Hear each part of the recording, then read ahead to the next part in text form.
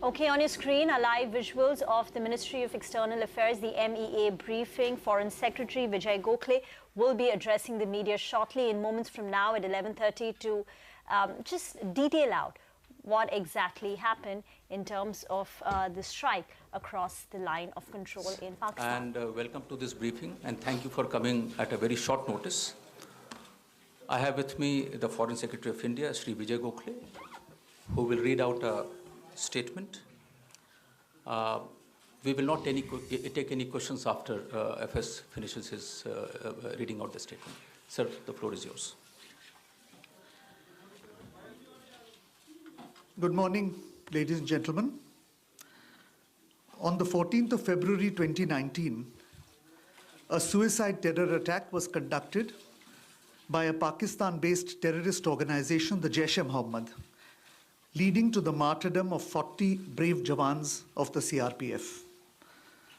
The Jaish-e-Mohammed has been active in Pakistan for the last 2 decades, and it is led by Masood Azhar with its headquarters in Bahawalpur. This organization, which is proscribed by the United Nations, has been responsible for a series of terrorist attacks, including on the Indian Parliament in December 2001 and the Pathankot Air Base in January 2016. Information regarding the location of training camps in Pakistan and in Pakistan-occupied Jammu and Kashmir has been provided to Pakistan from time to time. Pakistan, however, denies their existence. The existence of such massive training facilities capable of training hundreds of jihadis could not have functioned without the knowledge of the Pakistan authorities. India has been repeatedly urging Pakistan to take action against the Jaish-e-Mohammed to prevent jihadis from being trained and armed inside Pakistan. Pakistan has taken no concrete action to dismantle the infrastructure of terrorism on its soil. Credible intelligence was received that the Jaish-e-Mohammed was attempting other suicide terror attacks in various parts of the country, and the Fidaiyin jihadis were being trained for this purpose. In the face of imminent danger, a preemptive strike became absolutely necessary. In an intelligence-led operation in the early hours of today, India struck the biggest training camp of the Jaish-e-Mohammed in Balakot. In this operation, a very large number of Jaish-e-Mohammed terrorists, trainers, senior commanders, and groups of jihadis who were being trained for Fidaiyin action were eliminated. This facility at Balakot was headed by Maulana Yusuf Azhar, alias Ustad Ghori, the brother-in-law of Masood Azhar, chief of the JEM. The government of India is firmly and resolutely committed to taking all necessary measures to fight the menace of terrorism. Hence, this non-military preemptive action was specifically targeted at the Jaish-e-Mohammed camp. The selection of the target was also conditioned by our desire to avoid civilian casualties. The facility is located in thick forest on a hilltop, far away from any civilian presence. As the strike has taken place only a short while ago, we are awaiting further details. The government of Pakistan had made a solemn commitment in January 2004 not to allow its soil or territory under its control to be used for terrorism against India. We expect that Pakistan lives up to its public commitment and takes follow-up action to dismantle all JEM and other camps and hold the terrorists accountable for their actions. Thank you. This concludes the briefing. Thank you all for joining. We are not taking any questions. Thank you. No questions at this time. We will put out a statement in Hindi immediately after this. We are not taking any questions, and we will update you. We will update you on more information as and when they are made available to us. Okay, so the Foreign Secretary, the government there taking ownership of the strikes which have been conducted by the Air Force across the border. and also confirming a large number of casualties of the people who were there at these, what the Foreign Secretary called one of the largest training camps in Balakot, which was, with the Foreign Secretary said, headed by the brother-in-law of Masood Azhar, who is essentially the founder of Jaish-e-Mohammed. Shireen is here with more perspective. Shireen, over to you. Well, that is the first official comment that's coming from India, confirming that, yes, indeed, there has been military operation. In fact, airstrikes that have been conducted in the wee hours of the morning. That was the Foreign Secretary not taking questions, but making it clear that, yes, at about 3 a.m. this morning, there was an air operation that was conducted. For the very first time, the Indian Air Force was brought into operation. In fact, as we heard from former defense experts, former Air Marshal Tipnis, as well as General Huda, the man who led the surgical strikes, it was imperative for India to take the air route to ensure that this operation was conducted with secrecy and stealth. And given the inclement weather, remember, winter and inclement weather would have made it very, very hard for any kind of ground military operation. So that was the decision taken by the government on the basis of information that they had from intelligence agencies. Now, what is important to note is, and the Foreign Secretary clarifying that this was a preemptive action on India's part, and India decided to act at this point in time because intelligence information provided from our agencies suggested that more attacks were being planned post Pulwama. Let's go across to the former Air Chief, P.V. Naik, joins us now. Air Marshal Naik, appreciate you joining us here on CNBC TV 18, sir. The Indian government now confirming that, yes, indeed, there was an airstrike that was conducted on Balakot and that the largest JEM camp has been dismantled, has been destroyed. Mr. Naik, the use of air power for the very first time, do you believe that this was the best approach that the government could have adopted given the inclement weather and the need for utmost secrecy, given the fact that the Pakistani army has also been in a state of preparedness post-Pulwama? No, I think Pulwama attack definitely deserved a reply from our side. And the very fact that we're going to reply to this attack, this dastardly act, by a direct action through the use of Indian Air Force Mirage 2000 aircraft is a very good thing. It shows that we have upped the ante as far as response to terrorism is concerned. And the effect this will have is that they will think 50 to 100 times more before putting in any other terrorist attack onto Indian soil. So, Air Marshal Naik, you believe that this will act as a deterrent, but what would you anticipate now, sir, the Pakistani response to this strike that India has conducted? The Pakistani army, through its official Twitter handle, has of course been downplaying, as would expectedly be the case, the incident. But what would you now anticipate, sir, in terms of response from both sides and the possibility of further escalation? Air Chief Marshal and not Air Marshal. I don't know why you all don't prepare yourselves. Yeah, my apologies. My apologies. Secondly, the response from Pakistan, firstly, would be total denial, which they have already started actioning. The second thing is, if they acknowledge that some damage has been done, they will try and minimize the damage. Third thing, if they accept this as an attack, then they'll try and raise world opinion that India has attacked us.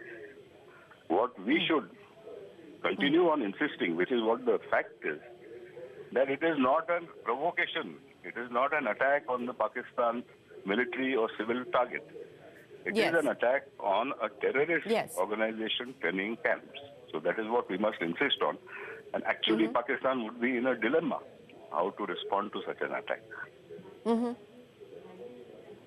You're absolutely right, Air Chief Marshal, because that is exactly what we heard from the Foreign Secretary Vijay Gokhale, who just concluded his briefing saying that this was a preemptive action on India's part because there was credible information that further action was anticipated from the JEM, and also making it clear that what has been attacked is the largest camp of the JEM, and of course repeatedly saying that information has been shared with Pakistan over the past decade and a half about the JEM's involvement in terror activities, but no credible concrete action was taken by Pakistan. Before we let you go, Air Chief Marshal, given where things currently stand and in light of the developments of the day, what would you now expect from India, sir?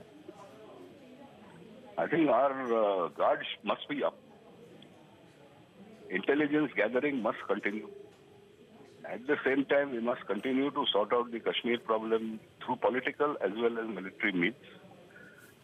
We must ensure that the separatists are out of Kashmir area, either under arrest or under safe custody. We must ensure that all the terrorists who are there, identified in the valley, there should be around 200 or so of them, continue to be eliminated in a very, very concerted action. We must ensure that governor's rule continues in J&K till such time as the environment is conducive to conducting free and fair elections. These are the 3 or 4 things we must do. The armed forces, both sides, will definitely be on alert, and that will continue for some time. Sir, before I let you go, this is an operation that has been handled by the Indian Air Force. As the former chief, can you explain to us how this operation would have probably been put together after the information from intelligence agencies was put on the table? See, this must have been, it takes a lot of planning. This must have been plan must have been started much earlier. See, you need to prepare the aircraft. You need to gather intelligence, not only about the target, but the environment also. You need to gather about the meteorological factors, what the weather is going to be, what the clouds are going to be, what the visibility is going to be. You need to gather intelligence on what is the enemy activity in that area, what are the enemy defenses in that area. You need to prepare your own aircraft, your own weapons. You need to practice the pilots on the mission, what to do, when to do. You have to make a model of the target, and the pilots get familiar with the target. They have to practice. Then a package like this does not go alone. I mean, all are not the strike aircraft. Some are strike aircraft. Some have to be ECM aircraft, electronic countermeasures, to jam the radars en route. Some have to be airborne escorts, armed with air-to-air missiles to take care of any threat in case one of the Pakistani aircraft launches. Then they should take care of that. There has to be an AWACS around somewhere, although it's not being mentioned, to monitor the whole operation, plus to jam whatever selective radars that they want to do and give a direct information to the pilots involved in the strike. So these are all the things which don't happen overnight. You have to practice, you have to train for it, and only then take it on. And the very fact that the strike has gone on successfully shows how well the Air Force had planned it. Yes. And full marks to those pilots, I really envy them. Because now in their logbook, which every pilot has, that means you put down all the sorties that you fly, they would write in golden letters that today I went and attacked terror camps in Pakistan. Very good thing, very, very happy indeed. Well, that certainly will be the case. Air Chief Marshal P.V. Naik, a pleasure, sir. Thank you very much for joining us here and explaining to us how this operation was conducted and what the response from here on ought to be. Thanks very much for your time, sir. Let's also bring in other experts. Sharad Sabharwal with us. Also, I think we have Nitin Gokhale with us. Sharad Sabharwal, to you first. We've now got the official statement coming in, the Foreign Secretary briefing the media, saying that this was not on account, that India has not retaliated against Pakistan, but specifically against the JeM terror camp, and that we had credible information that more Fidayeen attacks were being planned on Indian soil. And that, I think, is an important message that India has sent out. Your first response? I think it's a very good statement. It gives the backdrop in which this action took place, the 14th February attack. The fact that Jaish-e-Mohammed, a proscribed organization, has been operating from Pakistan with impunity, has mounted a number of attacks against us, and that there was credible intelligence that they were planning further attacks, suicide bombings, etc., in various parts of the country. Therefore, as the Foreign Secretary said, it was a preemptive strike at the biggest camp in Balakot. This Manshera area has housed training facilities of various terror outfits operating against India for a long time. Since the 90s, we have been hearing it because it's close enough to POK and yet not in POK. And that's where this camp seems to have been struck. So I think we have laid out our cards very well. He explained that, the intent was not to cause any collateral damage to the civilians. That is located in a forested area. And I would say that this is a very good statement which explains the backdrop in which this action has taken place and why we took it. That is absolutely right, sir. What would you now expect in terms of the diplomatic response from India? I would imagine that we will try and reach out to our international partners to also explain to them the rationale behind this strike. What would you now expect in terms of the diplomatic response from India? No, I think we'll explain this backdrop and what led to this action. We'll explain it to our international partners. This is an effort which has been going on since the 14th February attack against the CRPF convoy. And this is an ongoing effort. Now that we have taken this action, we'll explain to our international partners. What would the Pakistan response be? I mean, through the morning, we've actually seen that officially the Pakistan army has been tweeting, trying to downplay the airstrike, which one would imagine is the expected course of action. But what would you now expect in terms of how Pakistan chooses to respond and retaliate? Well, it's a matter of speculation what they may do, may not do. But what I can read, their effort since this morning has been to prepare the ground and not to escalate.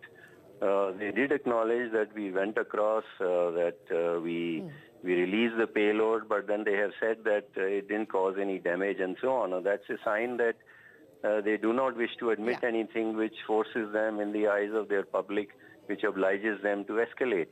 I think they realize that militarily they are weak. And I won't expect them to escalate, not for this, not the action that we have taken. Yes. In fact, that was the point of view that was shared by Lieutenant General Huda as well on our channel just a short while ago. So I would request you to please hold on. We've also got Nitin Gokhale, National Security Analyst, joining us. Nitin, thanks very much for joining us. The official confirmation on the air operation coming in now from the Foreign Secretary, a preemptive strike on India's part, bases credible information that more Pulwama-like attacks were perhaps being planned on Indian soil. What would you expect now in terms of further action, both from India as well as the possibility of escalation from here on? The former Indian ambassador to Pakistan suggesting that given how the Pakistan army is trying to downplay this, that they may not choose to escalate matters specifically basis this incident. Well, I don't expect any further action from India at the moment. And as you heard the Foreign Secretary saying, this was a preemptive strike on the Jaish-e-Mohammed camp, which had a large number of terrorists housed there. They've also named one leader of the Jaish-e-Mohammed terrorist organization, and who's the brother-in-law of Masood Azhar. So India clearly has, like the surgical strikes announcement, has now said that from our side, neither the civilians were a target nor the military was a target. So India has clearly said there's no escalation. And judging from the Pakistani reaction, because if you see the 5:30 a.m., 5:35 a.m. tweet from DG ISPR in the morning, he acknowledged that the Indian planes came up to Balakot in Muzaffarabad sector, although that tweet, I'm told, is now deleted. And they've shown those photographs of Indian ordnance there. Clearly, what has happened is Pakistan was caught unawares that Indian fighter planes, bombers will go right up to Khyber-Pakhtunkhwa. And on the border of POK, Pakistan-occupied Jammu and Kashmir, and KPK, the target where the camp, the JEM camp would be targeted. But I don't, except for making noises, I don't think Pakistan has the capability or the stomach to do a retaliatory act, because Indian air defense would be on full alert. So will other action be taken. And if you really see, if India has to wear down Pakistan, all that India has to do is to keep the air defense up and also take some of the preemptive actions. The Pakistani Air Force, if it keeps circulating or keeps operating for a sustained 8 or 9 days, they will be out of fuel. They are so badly off as far as money and fuel is concerned. So I don't think Pakistan is in a position to really retaliate effectively.